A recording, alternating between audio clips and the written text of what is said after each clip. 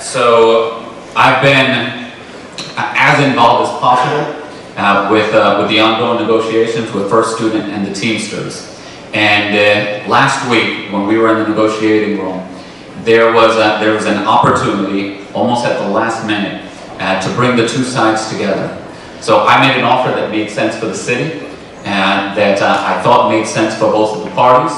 Unfortunately, they took it back, and it didn't make sense at that moment. I've been in conversations with every side, every day since then, including today. And I still want to find a way to make this happen. Unfortunately, this is a dispute between the private party and their union.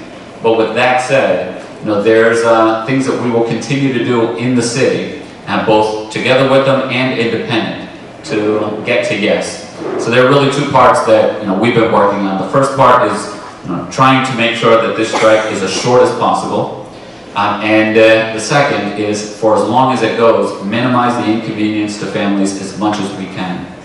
We have about 1,000 special needs students that are having great difficulty getting to school every single day. Many of them are simply unable to get to school. And so we've met multiple times with both sides to resolve that situation. Beware of anyone who tells you there's a quick fix or remedy to this. If it was easy and quick, it would have already been done. Unfortunately, there are no easy answers, but we continue to work to get it done. Mr. Lemire, I'm going to go to you on this. Stay inside of 90 seconds. Do you believe that the bus drivers deserve pensions? And if so, will you kick in city money to make it happen?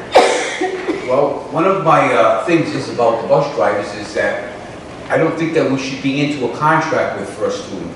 I actually think the city should be hiring these bus drivers back. And I think we should be busing them ourselves.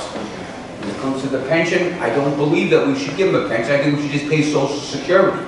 Just like they're paying these people right now. These are city jobs. It goes out to First Student. And I would much rather see the city own the buses, hire these people, give them decent wages, not pay into a pension, pay into Social Security like everybody else. The city should be out of this pension thing. We should be paying the Social Security like every other business out there. My main question is right now is what has the city done with the money for the last 2 weeks? Because right now, tomorrow morning, the city should go to the governor and should go to Sky Aberdeen and give every kid from 7th to 12th grade a bus pass for at least the rest of the month. Okay? And it's not the special need kids, but at least it's the high school kids right now. Somebody promised these kids bus passes 4 years ago. Okay? And they didn't get them, okay? We need to give every child in the city of Providence from 7th grade to 12th grade a bus pass, okay? They can accomplish so much with this, okay?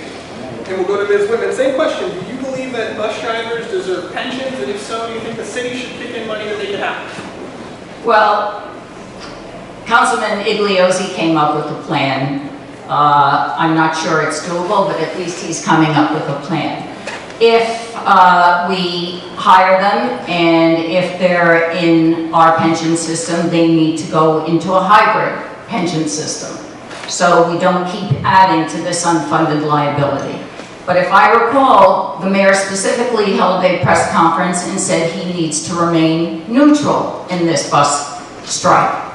A leader doesn't remain neutral. And again, for a $25 million contract over the next 2 years, if you renew with the bus company, I think it'd be better thrown into having neighborhood schools. Parents want neighborhood schools. Everything has been shown that parents become more engaged, students are happier to be in neighborhood schools. It's the way to go, and you throw that money back in. I want to tell you, I spoke with Rhode Island Public Transit Authority. They absolutely said they could have had buses for the students if in fact the mayor had gone to them 6 weeks ago when we knew this was happening. As an aside, I'm sending a handicapped kid to school by the one cab company here. I'm paying for it. And he called me when he didn't want to miss his pictures for class day.